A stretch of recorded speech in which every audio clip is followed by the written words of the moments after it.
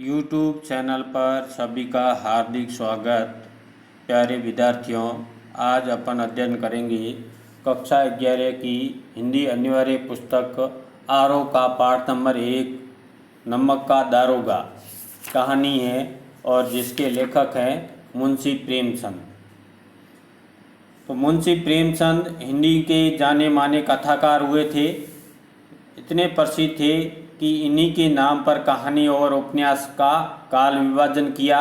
इन्होंने साहित्य के बारे में कहा, साहित्य वह जादू की लकड़ी है जो पशुओं में, ईंट पत्थरों में, पेड़ पौधों में भी विश्व की आत्मा का दर्शन करा देती हैं। जीवन में साहित्य का स्थान के बारे में ये कथन है मुंशी प्रेमचंद का। तो नमक का दारोगा नामक कहानी को पढ़ने से पूर्व इनका जीवन परिचय पढ़ेंगे, मुंशी प्रेमचंद का जीवन परिचय। तो विद्यार्थियों, वीडियो के अंत तक बने रहे ताकि आपके ये नमक का दारोगा नाम की कहानी अच्छी तरह से समझ में आ जाए और बोर्ड में या परीक्षा में जो भी प्रश्न आए वो आसानी से आप हल कर सकते हो। ये कहानी पढ़ने से पूर्व अपन अध्ययन करेंगे मुंशी प्रेमचंद का जीवन परिचय। प्रेमचंद का मूल नाम था धनपत राय। ध्यान देना विद्यार्थियों, मुंशी प्रेमचंद का मूल नाम क्या था? धनपत राय। और ये उर्दू में लिखते थे नवाब राय के नाम से। ये भी याद रखना, प्रेमचंद नाम से पहले ये उर्दू में लिखा करते थे, तो उर्दू में इनका नाम था नवाब राय। इनका जन्म 1880 में लम्ही गांव उत्तर प्रदेश में हुआ। अब इनकी प्रमुख रचनाएं: उपन्यास सेवा सदन, प्रेमाश्रम, रंगभूमि, निर्मला, कायाकल्प, गबन, कर्मभूमि, गोदान, ये तो इनके प्रमुख उपन्यास हैं। अब कहानी संग्रह: सोजे वतन, मानसरोवर 8 भाग में, मानसरोवर के 8 खंड में कहानी संग्रह प्रकाशित हुए इनके। और गुप्त धन, ये तो है इनके कहानी संग्रह। नाटक: मुंशी प्रेमचंद के नाटक हैं करबला, संग्राम, प्रेम की देवी। और निबंध संग्रह कुछ विचार, विविध प्रसंग, ये तो है इनके निबंध। इनका निधन सन 1937 ईस्वी में हुआ। मुंशी प्रेमचंद हिंदी कथा साहित्य के शिखर पुरुष माने जाते हैं। कथा साहित्य के इस शिखर पुरुष का बचपन अभावों में बीता।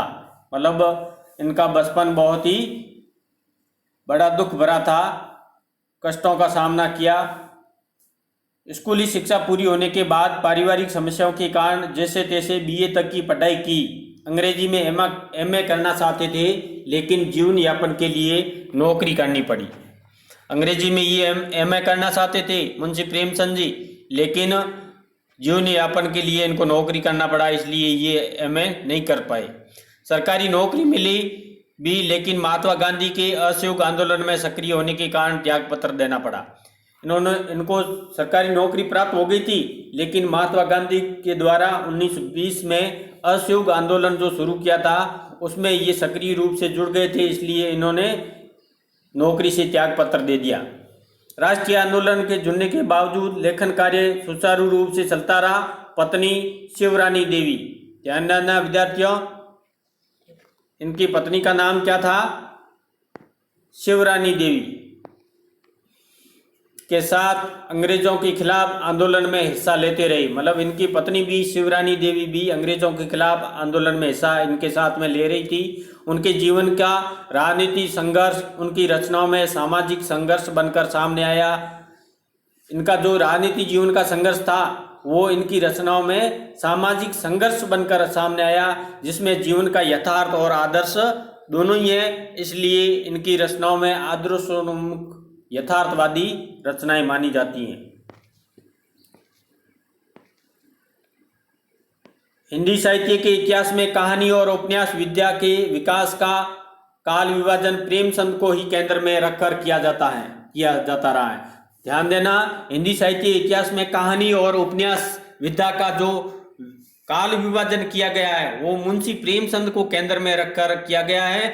मुंशी प्रेमचंद से पूर्व जो कहानियां लिखी वो प्रेमचंद पूर्व युग की कहानियां, और प्रेमचंद युग की कहानियां हैं उनको प्रेमचंद युग की कहानियां, और प्रेमचंद के बाद की है उनको प्रेमचंदोत्तर युग की कहानियां। इसी प्रकार उपन्यास में भी प्रेमचंद से पूर्व के उपन्यास को प्रेमचंद पूर्व युग उपन्यास, और प्रेमचंद युग के उपन्यास और प्रेमचंदोत्तर युग के उपन्यासों में विभाजित किया गया है, क्योंकि इतने ये विद्वान थे, इतने प्रसिद्ध थे कि इनको केंद्र में रखकर कहानी और उपन्यास का काल विभाजन किया गया।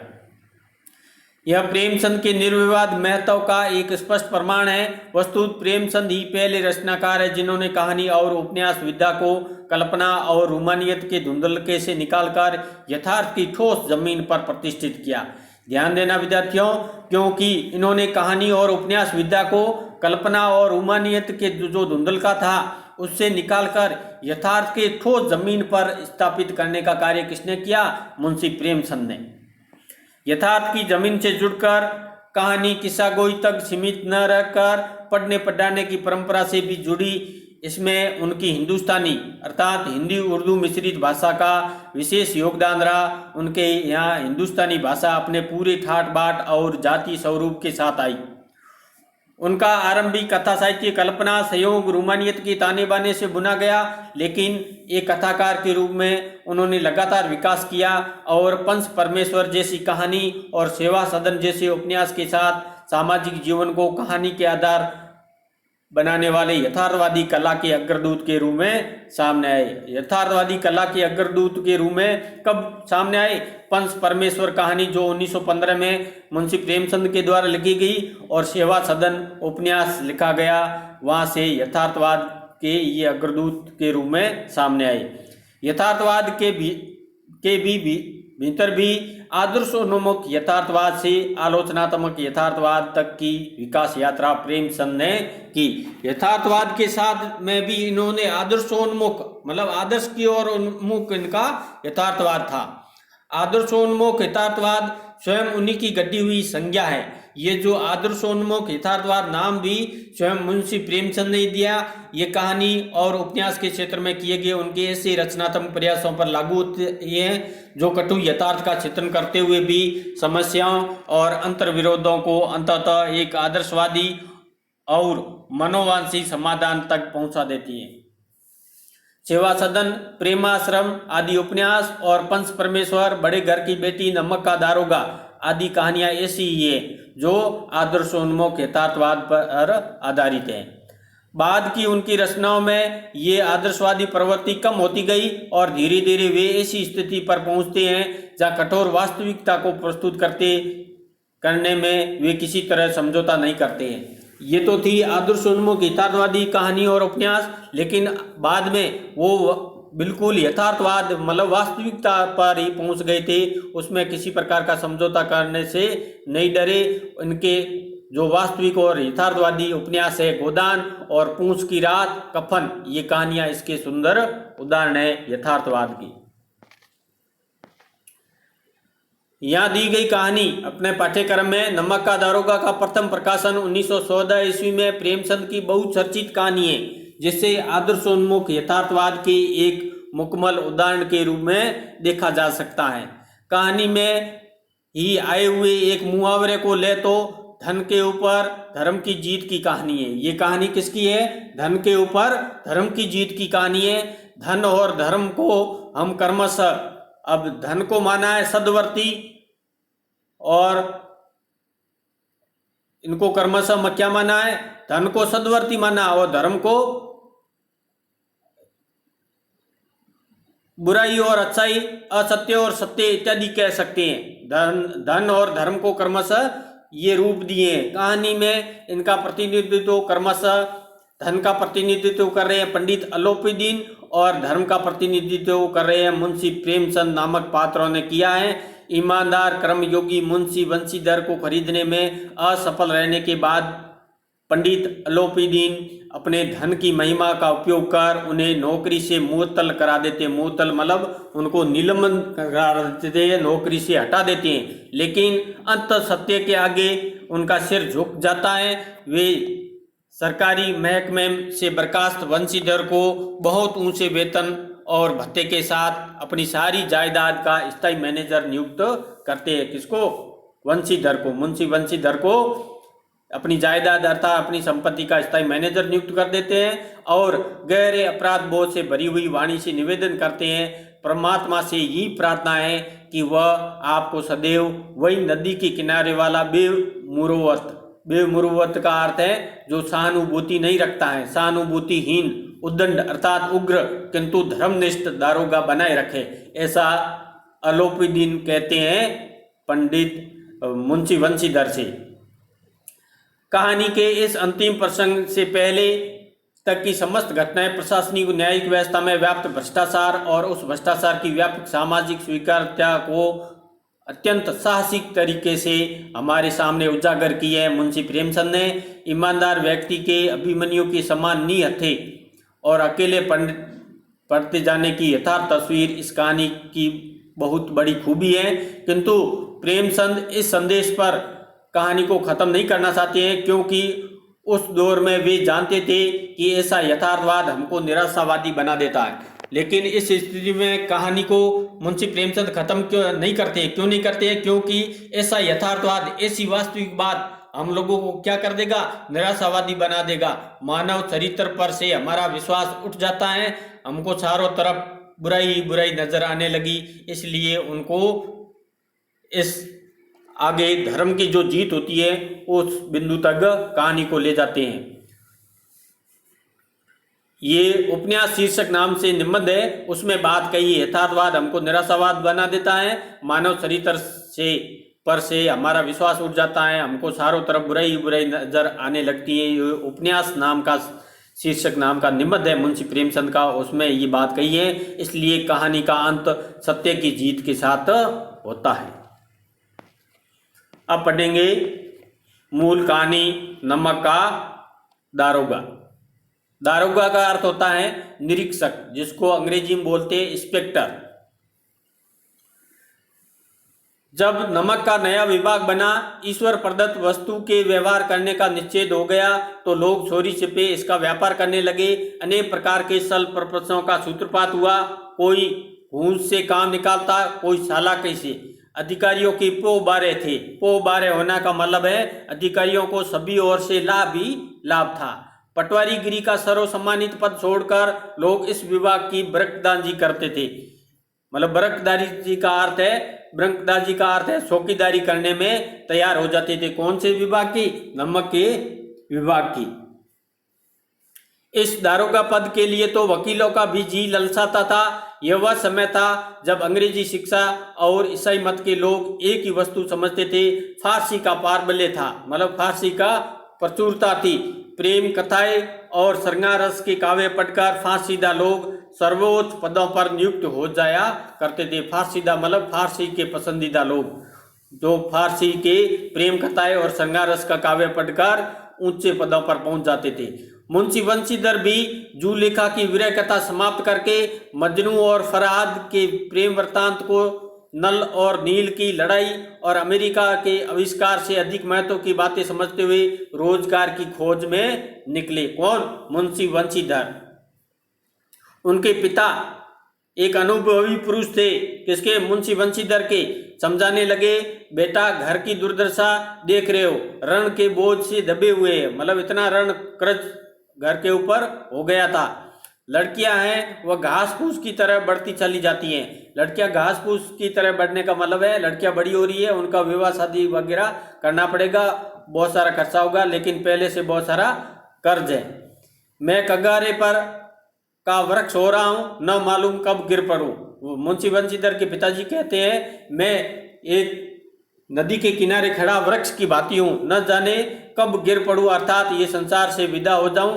अब तुम ही घर के माली मुख्तार हो। माली मुख्तार का अर्थ होता है वकील। आप ही घर के मालिक और वकील हो। नौकरी में ओहदे की ओर ध्यान मत देना। ओहदा कहते हैं पद को। यहाँ पर मुंशी वंशीधर के पिताजी कहते हैं कि नौकरी में पद की ओर ध्यान मत देना, यह तो पीर का मजार है। निगाह सडावे और सादर पर रखनी चाहिए। ऐसा काम ढूंढना जहां कुछ ऊपरी आय हो। अब उनके पिताजी कहते हैं कि ऐसा पद ढूंढना, ऐसा काम ढूंढना जिससे कोई ऊपरी आय हो। लेकिन मासिक वेतन के बारे में कहते हैं, मासिक वेतन तो पूर्णमासी का सांद है। जो पूर्णिमा को पूरा दिखाई देता है, जो एक दिन दिखाई देता है और घटते घटते अमावस्या को क्या हो जाता है, समाप्त हो जाता है। इसी प्रकार मासिक वेतन जो महीने की 1 तारीख को मिलता है और जो ही अंतिम तारीख आती है तब वो वेतन पूर्ण हो जाता है। लेकिन आगे उनके पिताजी कहते हैं कि ऊपरी आय बहता हुआ स्रोत है, ऊपरी आय एक बहता हुआ झरना है जिससे सदैव प्यास बुझती है। वेतन मनुष्य देता है, इसी से उसमें वृद्धि नहीं होती है। वेतन कौन देता है? मनुष्य देता है, इसलिए उसमें कोई बरकत नहीं होती है, उसमें वृद्धि नहीं होती है। आगे कहते हैं कि ऊपरी आमदनी ईश्वर देता है, इसी से उसकी बरकत होती है। और ऊपरी आमदनी कौन देता है? ईश्वर देता है, भगवान देता है, तब इसमें वृद्धि होती है, बरकत होती है। तुम स्वयं विद्वान हो, तुम्हें क्या समझाऊं? इस विषय में विवेक की बड़ी आवश्यकता है। मनुष्य को देखो, उसकी आवश्यकता को देखो और अवसर को देखो। ये सभी बातें मुंशी बंशीधर के पिताजी मुंशी बंशीधर को कहते हैं जब वो रोजगार के लिए निकलते हैं कि मनुष्य की आवश्यकता को देखो और अवसर को देखो, उसके उपरांत जो उचित समझो करो। गर्ज वाले आदमी के साथ कठोरता करने में भी लाभ ही लाभ है। अब जिस आदमी की कोई गर्ज है तो उस आदमी के साथ में कठोरता करने में ही लाभ है, लेकिन बेगर्ज को दांव पर लाना जरा कठिन है। इन बातों को निगाह में बांध लो, ये बातें अपनी नज़र में अच्छी तरह से बांध लो, इनको अच्छी तरह से याद कर लो। ये मेरी जन्म भर की कमाई है। अब जन्म भर की कमाई क्या बताई है? जो ये बातें बताई है मुंशी बंशीधर ने के पिताजी ने मुंशी बंशीधर को, वो बातें कहकर वो कहते हैं कि मेरे जन्म भर की कमाई यही है। इस उपदेश के बाद पिताजी ने आशीर्वाद दिया। वंशीधर आज्ञाकारी पुत्र थे, ये बातें ध्यान से सुनी और तब घर से चल पड़े। इस विस्तृत संसार में उनके लिए धैर्य अपना मित्र, विस्तृत मतलब इस विशाल संसार में उनके लिए मित्र कौन था? धैर्य उसका मित्र था। बुद्धि उसकी पथ प्रदर्शक थी, मतलब उनको राह दिखाने वाला, मार्ग दिखाने वाला कौन था? उसकी बुद्धि। और आत्मा अवलंबन ही उनका सहायक था। उनका सहायक कौन था? आत्मा अवलंबन। लेकिन अच्छे सकून से चले थे, जाते ही जाते नमक विभाग के दारोगा पद पर प्रतिष्ठित हो गए और अच्छे सकून से चले थे, इसलिए मुंशी बंशीधर को नमक विभाग में दारोगा अर्थात निरीक्षक का पद पर प्राप्त हो गया। वेतन अच्छा और ऊपरी आय का तो ठिकाना ही न था। वर्द मुंशी जी को सुख सवान मिला। जब ये समाचार मिला तो फूले न समाये। फूले न समाना मुहावरे का अर्थ है अत्यधिक प्रसन्न होना। महाजन कुछ नरम पड़े, क्योंकि जिन महाजनों से उन्होंने कर्ज लिया था उनको पता लग गया कि अब कर्ज चुकता हो जाएगा, इसलिए वो कुछ नरम पड़े। कलवार की आशा लता लहलाई, जो कलवारी का काम करते थे और उनसे उनकी भी आशा लता लहलाई और पड़ोसियों के हृदय में सूल उड़ने लगे। क्यों उड़ने लगे? क्योंकि पड़ोसियों को ईर्ष्या जलन होने लगी, क्योंकि उनका पड़ोसी मुंशी बंशीधर नमक दारोगा पद पर प्रतिष्ठित हो गया था। जाड़े के दिन थे और रात का समय। नमक के सिपाही चौकीदार नशे में मस्त थे। मुंशी बंशीधर को यहाँ आए अभी सब महीनों से अधिक न हुए थे, लेकिन इस थोड़े समय में ही उन्होंने अपनी कार्यकुशलता और उत्तम आचार से अफसरों को मोहित कर लिया था। अफसर लोग उन पर बहुत विश्वास करने लगे। नमक के दफ्तर से 1 मील पूर्व की ओर जमुना बहती थी। जमुना मतलब यमुना नदी। उस पर नावों का एक पुल बना हुआ था। दरोगा जी किवाड़ बंद किए मीठी नींद में सो रही थी। अचानक आंख खुली तो नदी के प्रवाह की जगह गाड़ियों की गड़गड़ाहट और तथा मलाहों का कोलाहल सुनाई दे। मलाह कहते हैं नाव चलाने वालों को। उठ बैठे, इतनी रात गए गाड़ियां क्यों नदी के पार जाती हैं? और मुंशी बंशीधर जाग जाते हैं और बैठे हो जाते हैं। अवश्य ही कुछ न कुछ गोलमाल है, मतलब कुछ गड़बड़ है। तर्क ने भ्रम को पुष्ट किया। उसके इस तर्क से जो भ्रम था वो बिल्कुल स्पष्ट हो गया। वर्दी पहनी, तमचा जेब में रखा। तमचा कहते हैं पिस्तौल को। और बात ही बात में घोड़ा बढ़ाई हुए पुल पर आ पहुंचे और घोड़े पर चढ़कर पुल पर आ पहुंचे मुंशी बंशीधर। गाड़ियों की एक लंबी कतार पुल के पार जाती दिखी। डांट कर पूछा, किसकी गाड़ियां हैं?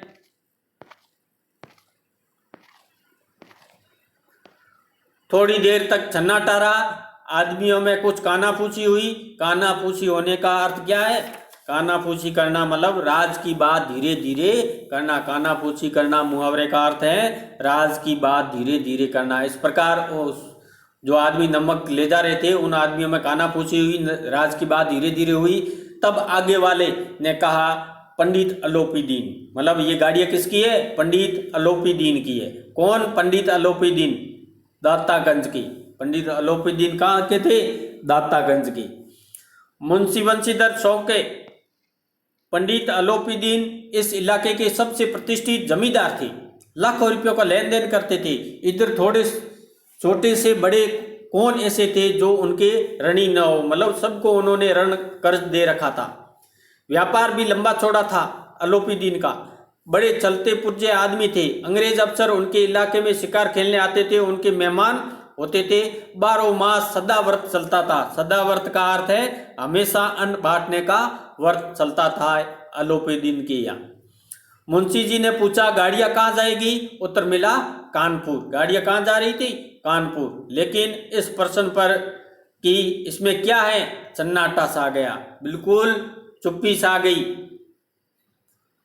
दारोगा साहब का संदेह और भी बढ़ा। अब दारोगा साहब का संदेह और भी बढ़ गया।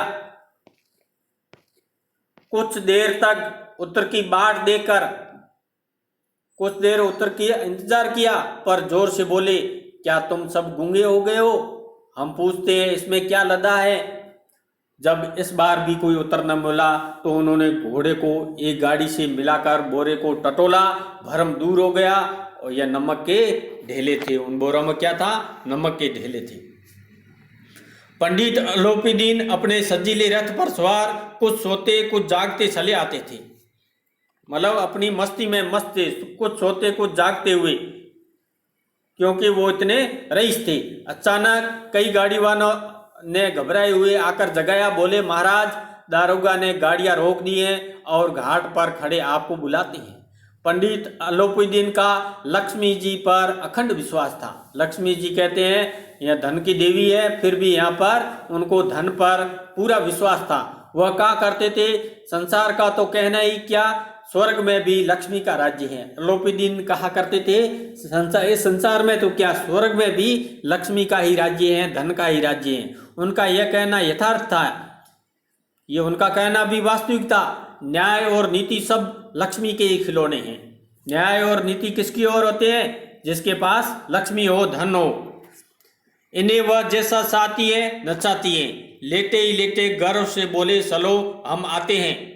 यह कहकर पंडित जी ने बड़ी निश्चितता से पान के बीड़े लगाकर खाए। उन्होंने पान का बीड़ा खाया, फिर लियाफ ओढ़े हुए दरोगा के पास आकर बोले, लियाफ कहते हैं एक ऊनी वस्त्र होता है जो जाड़े में सर्दियों में पहना जाता है। क्या बोले? बाबूजी आशीर्वाद, कहिए हमसे ऐसा कौन सा अपराध हुआ कि गाड़ियां रोक दी गई? ऐसा अलोपीदीन मुंशी बंशीधर से कहा। हम ब्राह्मणों पर तो आपकी कृपा दृष्टि रहनी चाहिए। बंशीधर रूखाई से बोले, सरकारी हुक्म है। पंडित अलोपीदीन ने हंसकर कहा, हम सरकारी हुक्म को नहीं जानते न सरकार को। हमारी सरकार तो आप ही है, हमारा और आपका तो घर का मामला है। हम कभी आपसे बाहर हो सकते हैं? आपने व्यर्थ का कष्ट उठाया, यह हो नहीं सकता कि इधर से जाएं और इस घाट के देवता को भेंट न चढ़ाए। इस घाट के देवता किसको बताया गया? मुंशी बंशीधर को। मैं तो आपकी सेवा में स्वयं में आ रहा था। वंशीधर का ऐश्वर्य की मोहिनी वंशी का कुछ प्रभाव नहीं पड़ा। ऐश्वर्य मतलब धन का, जो मोहिनी वंशी थी, धन की मोहिनी वंशी का कोई प्रभाव नहीं पड़ा मुंशी बंशीधर पर। ईमानदारी की नई उमंग थी। कड़क कर बोले, हम उन नमक हरामों में नहीं है जो कोड़ियों पर अपना ईमान बेचते फिरते हैं। आप इस समय हिरासत में हैं, ऐसा मुंशी बंशीधर अलोपीदीन से कहते हैं। आपका कायदे के अनुसार चालान होगा, बस मुझे अधिक बातों की फुर्सत नहीं है। जमादार बदलू सिंह, तुम इसे हिरासत में ले चलो, मैं हुक्म देता हूँ। और अपने जमादार बदलू सिंह, ये मुंशी बंशीधर का जमादार था जिसका नाम था बदलू सिंह, उनको कहते हैं कि इनको हिरासत में ले लो, ऐसा मैं हुक्म देता हूँ। पंडित अलोपीदीन स्तंभित हो गए, मतलब असंभित हो गए। गाड़ी वालों में हलचल मच गई। पंडित जी के जीवन में कदाचित यह पहला ही अवसर था कि पंडित जी को यह ऐसी कठोर बातें सुननी पड़ी। ये उनके जीवन का पहला ऐसा अवसर पड़ा कि पंडित अलोपीदीन को ऐसी कठोर बातें सुननी पड़ी। बदलू सिंह आगे बढ़ा, जो जमादार था मुंशी वंशीधर का, किंतु रोब के मारे यह साहस न हुआ, क्योंकि अलोपीदीन का इतना रोब था, मतलब उनका इतना दबदबा था, जिसकी वजह से बदलू सिंह का साहस न हुआ कि उनका हाथ पकड़ सके। पंडित जी ने धर्म को धन का ऐसा निरादर करते हुए कभी न देखा था। अलोपीदीन ने धन का ऐसा निरादर करने वाले धर्म को कभी नहीं देखा। विचार किया, यह अभी उद्दंड लड़का है, मतलब ये उग्र लड़का है, माया मोह के जाल में अभी पड़ा नहीं है, अल्लड़ है। अल्लड़ का तात्पर्य है दुनियादारी को न जानने वाला है, झिझकता है। बहुत दीन भाव से बोले, बाबू साहब ऐसा न कीजिए, हम मिट जाएंगे। यदि उनको गिरफ्तार किया गया तो वो अलोपीदीन क्या गए, हम मिट जाएंगे, इज्जत धूल में मिल जाएगी, हमारा अपमान करने से आपके हाथ क्या आएगा, हम किसी तरह आपसे बाहर थोड़े ही हैं, मतलब जो आप कहोगे वैसा हम कर लेंगे। वंशीधर ने कठोर स्वर से कहा, हम ऐसी बातें नहीं सुनना चाहते। अलोपीदीन ने जिस सहारे को चट्टान समझ रखा था, कौन से सहारे को चट्टान समझ रखा था, धन को, लक्ष्मी को, वह पैरों के नीचे से खिसकता हुआ मालूम हुआ। स्वाभिमान और धन ऐश्वर्य को कड़ी चोट लगी। उनका जो स्वाभिमान था और धन ऐश्वर्य को चोट लगी, मतलब उनका करारा प्रहार हुआ, किंतु अभी तक धन की सांख्यिक शक्ति का पूरा भरोसा था। अब इतनी देर धन की बात हुई थी, लेकिन धन के संख्या बल का अब भी अलोपीदीन को पूरा विश्वास है कि संख्या बल से, धन की संख्या बल के वो वंशीधर को जीत लेंगे। अपने मुख्तार से बोला, लाला जी, मुख्तार कहते हैं अपने जो प्राइवेट वकील होता है, उनसे बोले, लाला जी 1000 की नोट बाबू साहब को भेंट करो, आप इस समय भूखे सी हो रहे हो, मतलब आपको शिकार नहीं मिला है, ऐसा लग रहा है कि 1000 का नोट दो। वंशीधर ने गर्म होकर, 1000 नहीं 1 लाख भी मुझे सच्चे मार्ग से नहीं हटा सकते। धर्म की इस बुद्धिहीन दृढ़ता और देव दुर्लभ त्याग पर मन बहुत झुंझलाया। हम दोनों की शक्तियों में संग्राम होने लगा। कौन सी शक्तियां? धर्म और धन दोनों शक्तियों में संग्राम होने लगा।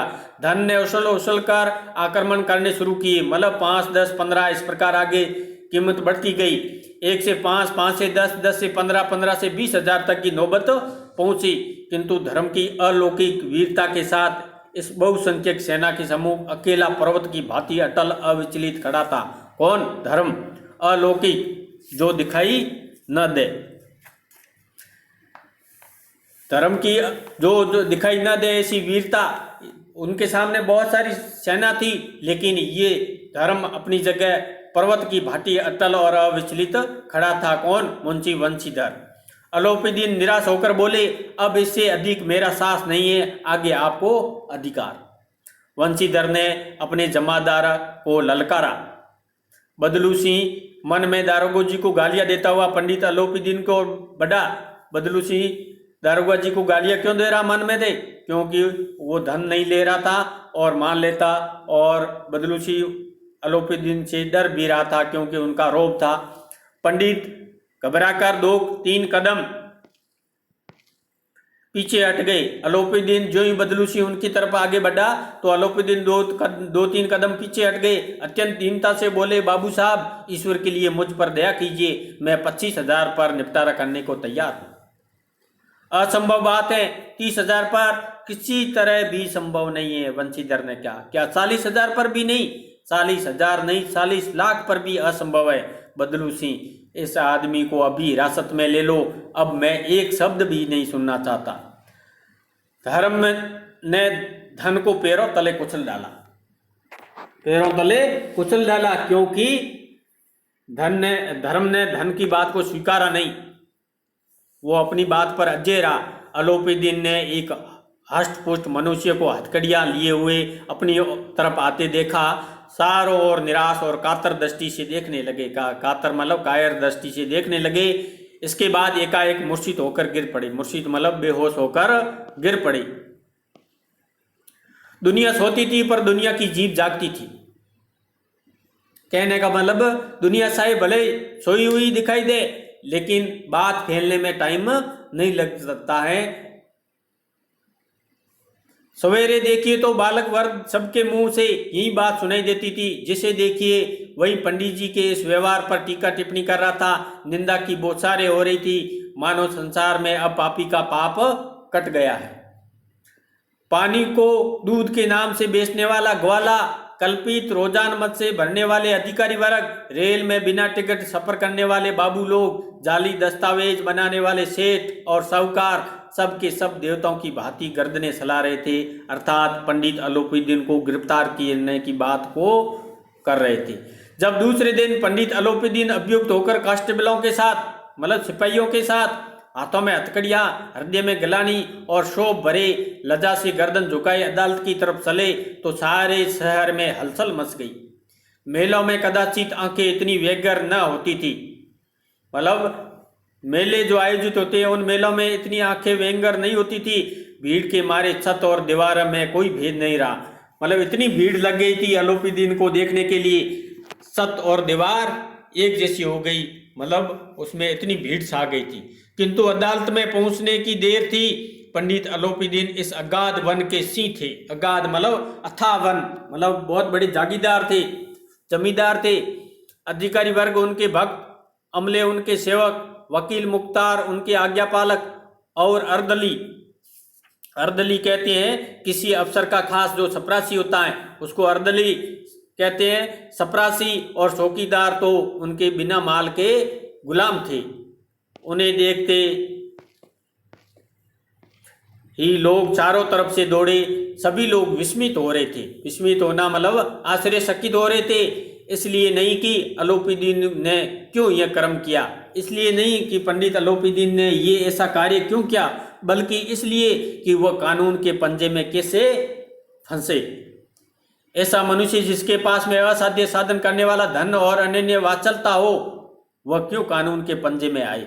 अब लोग कहने लगे असाध्य जिसको साधा नहीं जा सकता, इतना साधन संपन्न होने, इतना धन होने पर भी उनकी वाचालता, मतलब इतनी बोलने की कला में प्रवीण था, फिर ये कानून के पंजे में किस प्रकार आ गया। प्रत्येक मनुष्य उनसे सहानुभूति प्रकट करता था। बड़ी तत्परता से इस आक्रमण को रोकने के निमित्त का अर्थ है प्रयोजन, उद्देश्य के लिए वकीलों की एक सेना तैयार की गई। मतलब अलोपीदीन को मुक्त कराने के लिए वकीलों की एक सेना तैयार हो गई। न्याय के मैदान में धर्म और धन का युद्ध ठन गया। वंशीधर चुपचाप खड़े थे। उनके पास सत्य के सिवाय न कोई बल था, न स्पष्ट भाषण के अंतरिक कोई शस्त्र था। गवाह थे किंतु लोभ से डावाडोल, और उनके पास, वंशीधर के पास जो भी गवाह थे वो लोभ से डावाडोल थे, मतलब उनको धन से बिकने वाले थे, उन पर कोई भरोसा नहीं था। यहाँ तक कि मुंशी जी को न्याय भी अपनी ओर से कुछ खिंचा हुआ दिख पड़ता था। वह न्याय का दरबार था, परंतु उसके कर्मचारियों पर पक्षपात का नशा छाया हुआ था। किंतु पक्षपात और न्याय का क्या मेल, अर्थात पक्षपात और न्याय का कोई मेल नहीं होता है। जहाँ पक्षपात हो वहाँ न्याय की कल्पना भी नहीं की जा सकती है। मुकदमा शीघ्र ही समाप्त हो गया। डिप्टी मजिस्ट्रेट ने अपनी तजवीज में लिखा, तजवीज का अर्थ है निर्णय और अपनी राय, तजवीज का अर्थ क्या होता है, निर्णय। निर्णय में क्या लिखा, पंडित अलोपीदीन के विरुद्ध दिए गए प्रमाण निर्मूल और भ्रमात्मक हैं। कि पंडित अलोपीदीन के विरुद्ध जो भी प्रमाण दिए गए वो बिना मूल के, बिना आधार के और भ्रमात्मक है। वह एक बड़े भारी आदमी है। यह बात कल्पना से बाहर है कि उन्होंने थोड़े लाभ के लिए ऐसा दुस्साहस किया हो। यद्यपि नमक के दारोगा मुंशी वंशीधर का अधिक दोष नहीं है, लेकिन यह बड़े खेद की बात है कि उसकी उद्दंडता अर्थात उग्रता और विचारहीनता के कारण एक भले मानुष को कष्ट झेलना पड़ा। भला मानुष को किसको बताया गया है, पंडित अलोपीदीन को। हम प्रसन्न हैं कि वह अपने काम में सजग और सचेत रहता है। कौन, मुंशी वंशीधर। किंतु नमक के मुकदमे में बढ़ी हुई नमक हलाली ने उन्हें विवेक और बुद्धि में भ्रष्ट कर दिया। नमक हलाली मतलब स्वामी भक्ति। नमक हलाली का अर्थ है उपकार को मानने वाले। नमक का विभाग जब मिला है वंशीधर को तो उनका विवेक और बुद्धि क्या हो गया, भ्रष्ट हो गया। ऐसा कहने लगे। भविष्य में उसे होशियार रहना चाहिए, ऐसा जज उस दरबार के, उस कोर्ट के राय देने लगे। वकीलों ने यह फैसला सुना और उछल पड़े। वकीलों ने क्या कौन सा फैसला सुना? अलोपीदीन को मुक्त करा दिया गया उस केस में। पंडित अलोपीदीन मुस्कुराते हुए बाहर निकले। सब जन बांधवों ने रुपयों की लूट की। जो उनके सौजन थे और बंधु मित्र थे, उन्होंने उनके ऊपर रुपयों की बारिश कर दी। उदारता का सागर उमड़ पड़ा। उसकी लहरों ने अदालत की नींव तक हिला दी। मतलब उनके ऊपर इतनी उदारता छा गई थी और इस लहरों से, उसकी उदारता की जो लहरें थी, अदालत की नींव भी हिल गई। जब वंशीधर बाहर निकले तो चारों ओर उनके ऊपर व्यंग्य बाणों की वर्षा होने लगी। उनके ऊपर व्यंग्य करने लगे। कैसा आदमी है, इसने फालतू का यूं ही अलोपीदीन को गिरफ्तार कर लिया। चपरासियों ने झुक झुक कर सलाम कर लिया, मतलब उस व्यंग्य के रूप में सलाम कर रहे थे। किंतु इस समय एक एक कटु वाक्य, एक एक संकेत उसकी गर्वांगनी को प्रज्वलित कर रहा था। किसकी गर्वांगनी? वंशीधर की गर्वांगनी, जो गर्व की अग्नि है उसको प्रज्वलित कर रहा था, मतलब उसको और उद्दीप्त कर रहा था। कदाचित इस मुकदमे में सफल होकर वह इस तरह अकड़ते हुए न चलते। वंशीधर कहते हैं यदि वो मुकदमा जीत जाते तो भी वो इतने अकड़ कर नहीं चलते। आज उन्हें संसार का एक खेजन विचित्र अनुभव हुआ। न्याय और विद्वता, लंबी चौड़ी उपाधियां, बड़ी बड़ी दाढ़ियां और ढीले चोंगे एक भी सच्चे आदर के पात्र नहीं है। ऐसा वंशीधर का उस न्याय प्रणाली के ऊपर से विश्वास हट गया। वंशीधर ने धन से बैर मोल लिया था, मतलब धन से दुश्मनी ली थी। उसका मूल्य चुकाना अनिवार्य था। कठिनता से एक सप्ताह बीता कि मुअत्तली का परवाना आ पहुंचा। मुअत्तली का अर्थ है निलंबन, उनको नौकरी से हटा दिया। मुअत्तली का अर्थ है निलंबन, परवाना का अर्थ है हुक्मनामा या अनुमति पत्र। कौन सा अनुमति पत्र आ गया? उनको नौकरी से हटाने का अनुमति पत्र आ गया। कार्यपरायणता का दंड मिला। जो उनकी कर्तव्य परायणता थी उसका उनको दंड मिल गया। बेसारे भग्न हृदय, उनका हृदय टूट गया। शोक और खेद से व्यतीत घर को चले। बूढ़े मुंशी जी तो पहले से ही कुड़बुड़ा रहे थे कि चलते चलते इस लड़के को समझाया था, लेकिन इसने एक न सुनी, सब मनमानी करता है। हम तो कलवार और कसाई के तगादे से, मतलब कलवार और कसाई का कार्य किया, इतने परेशानियां सहन की, बुढ़ापे में भगत बनकर बैठे और वहाँ बस वही सूखी तनख्वाह। हमने तो भी तो नौकरी की और कोई ओहदेदारी नहीं की, लेकिन काम किया, दिल खोल कर किया। ऐसा मुंशी वंशीधर के पिताजी सोचते हैं और कहते हैं। और आप ईमानदार बनने चले। घर में चाहे अंधेरा हो, मस्जिद में अवश्य दिए जलाएंगे। अब मुंशी वंशीधर के पिताजी कहते हैं घर में चाहे अंधेरा हो, आप मस्जिद में जाकर दिया जलाने की बात करते हो, मतलब पहले घर का सोचो और बाद में बाहर का। खेद, ऐसी समझ पर पढ़ना लिखा सब अकार्थ गया। अकार्थ का मतलब पढ़ना लिखाना मुंशी वंशीधर का क्या गया? व्यर्थ गया, उनके पिताजी कहते हैं। इसके थोड़े ही दिनों बाद जब मुंशी वंशीधर इस दुरावस्था में घर में पहुंचे और बूढ़े पिताजी ने समाचार सुना तो सिर पीट लिया। सिर पीटना अर्थात शोक करना, दुख करना। बोले जी चाहता है कि तुम्हारा और अपना सिर फोड़ लूं। बहुत देर तक पछता पछता कर हाँ मलते रहे। क्रोध में कुछ कठोर बातें भी कही और यदि वंशीधर वहां से टल जाते तो अवश्य ही यह क्रोध विकट रूप धारण करता, लेकिन वंशीधर कुछ बोले नहीं। वृद्धा माता को भी दुख हुआ, वंशीधर की माताजी को भी दुख हुआ। जगन्नाथ और रामेश्वर की यात्रा की कामनाएं मिट्टी में मिल गई। पत्नी ने तो कई दिनों तक सीधे मुंह बात भी नहीं की। मुंशी वंशीधर की पत्नी ने कई दिनों तक सीधे मुंह बात नहीं की। इस प्रकार एक सप्ताह बीत गया। संध्या का समय था। बूढ़े मुंशी जी बैठे थे, राम नाम की माला जप रहे थे।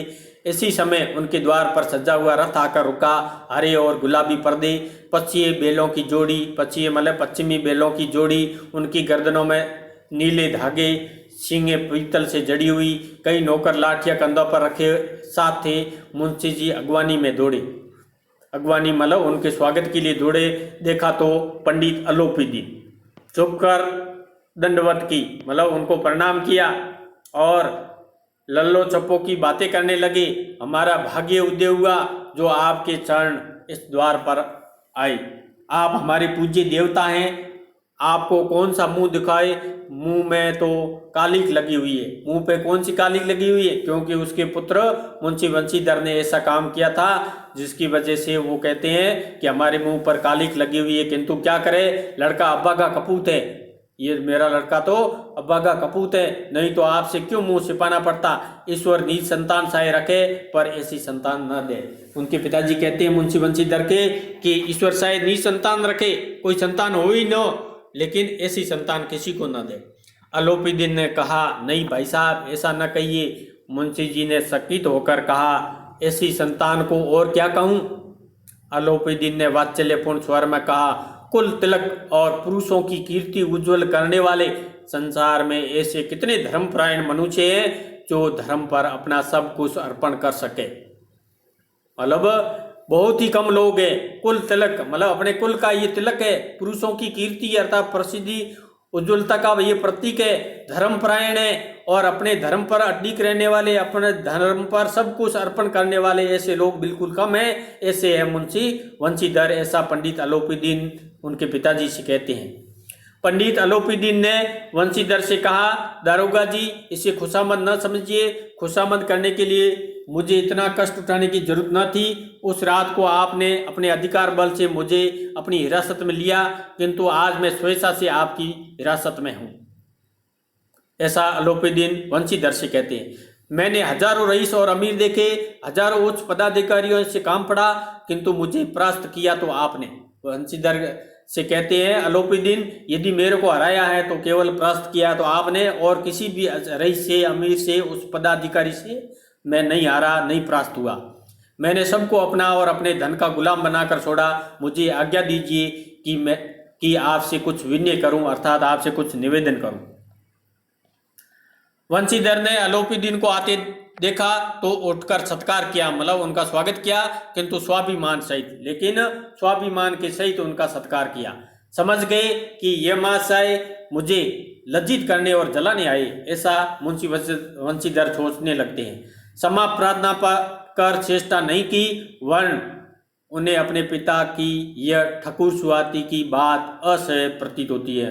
ठकुर को छुआने वाली जो बातें उनके पिताजी कर रहे थे ये भी बंशीधर को सहनीय नहीं थी। पर पंडित जी की बातें सुनी तो मन की मैल मिट गया। पंडित जी की जो ही बातें सुनी, जो मन के अंदर जो भ्रम था, जो बातें थी, वो जो मन के अंदर वहम था वो खत्म हो गया। पंडित जी की ओर उड़ती हुई दृष्टि से देखा, सद्भाव झलक रहा था। गर्व से अब लज्जा के सामने सिर झुका दिया, शर्माते हुए बोला, यह आपकी उदारता है जो ऐसा कहते हैं। मुझसे जो कुछ अविनय हुई उसे क्षमा कीजिए। बंशीधर कहते हैं, मैं धर्म की बेड़ी में जकड़ा हुआ था, नहीं तो वैसे मैं आपका दास हूँ। जो आज्ञा होगी वो मेरे सिर माथे पर, जो भी आप कहोगे उसको मैं सहर्ष स्वीकार करने के लिए तैयार हूँ, लेकिन मैं धर्म पर बंधा हुआ था, धर्म में बंधा हुआ था, तब आपके साथ ऐसा किया। अलोपीदीन ने विनीत भाव से कहा, मतलब नम्र भाव से कहा, नदी तट पर आपने मेरी प्रार्थना स्वीकार नहीं की थी, किंतु आज स्वीकार करनी पड़ेगी। बंशीधर बोले, मैं किस योग्य हूँ, किंतु जो कुछ सेवा मुझसे हो सकती उसमें त्रुटि न होगी, कोई गलती नहीं होगी, मैं आपकी सेवा के लिए तैयार हूँ। अलोपीदीन ने एक स्टाम्प लगा हुआ पत्र निकाला, मतलब स्टाम्प पेपर निकाला और उसे बंशीधर के सामने रखकर बोले, इस पद को स्वीकार कीजिए और अपने हस्ताक्षर कर दीजिए। मैं ब्राह्मण हूँ, जब तक यह सवाल पूरा न कीजिएगा द्वार से नहीं हटूंगा। मतलब इस द्वार से तब तक नहीं हटूंगा जब तक आप इस पेपर के ऊपर साइन हस्ताक्षर नहीं करोगे। मुंशी बंशीधर ने उस कागज को पढ़ा तो कृतज्ञता से आंखों में आंसू भर गए। कृतज्ञता का अर्थ है किए गए उपकार को मानने वाला, तो कृतज्ञता से उनके आंखों में आंसू आ गए। पंडित अलोपीदीन ने उसको अपनी सारी जायदाद का स्थायी मैनेजर नियुक्त किया, अर्थात नियुक्त कर दिया। अपनी सारी जायदाद का अर्थ है सारी संपत्ति का स्थायी मैनेजर नियुक्त कर दिया। किसको? मुंशी बंशीधर को। 6,000 मासिक वेतन के अतिरिक्त 6,000 मासिक वेतन, इसके अलावा रोजाना खर्च अलग, सवारी के लिए घोड़े, रहने को बंगला, नौकर चाकर मुफ्त।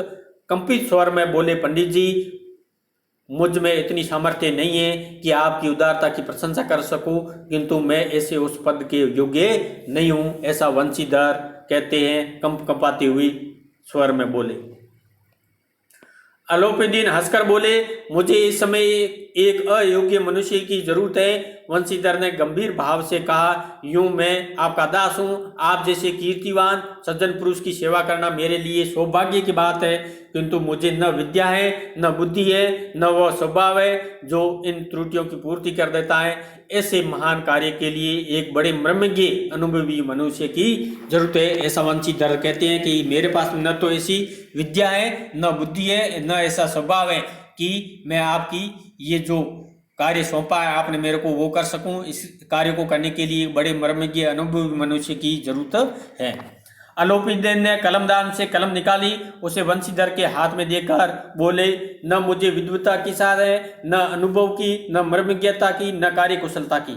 इन गुणों के महत्व का परिचय खूब पा चुका हूँ। मतलब अलोपीदीन कहता है मेरे को सब पता है, ये गुण आप में है या नहीं है, मेरे को अच्छी तरह से परिचय हो गया है। अब सौभाग्य और सुअवसर ने मुझे वह मोती दे दिया है। तो उसको मोती दे दिया है, अलोपीदीन को वंशीधर के रूप में सौभाग्य और सुअवसर ने वंशीधर रूपी मोती दे दिया है, जिसके सामने योग्यता और विद्वता की समक फीकी पड़ जाती है। यह कलम लीजिए, अधिक सोच विचार न कीजिए, दस्तक कर दीजिए। परमात्मा से यही प्रार्थना है कि वह आपको सदैव वही नदी के किनारे वाला बेमुरोवत का अर्थ है स्वामी भक्त, स्वानुभूति से रहित, उद्दंड, उग्र, कठोर परंतु धर्मनिष्ठ दारोगा बनाए रखे। इसी के साथ में ये पाठ समाप्त होता है। तो विद्यार्थियों, आपको ये कहानी नमक का दारोगा कैसी लगी कमेंट्स बॉक्स में कमेंट्स करें और यूट्यूब चैनल को अधिक से अधिक शेयर करें, और जिन्होंने सब्सक्राइब नहीं किया है वो सब्सक्राइब कर ले ताकि नया आने वाला वीडियो आप तक पहुंच सके। धन्यवाद।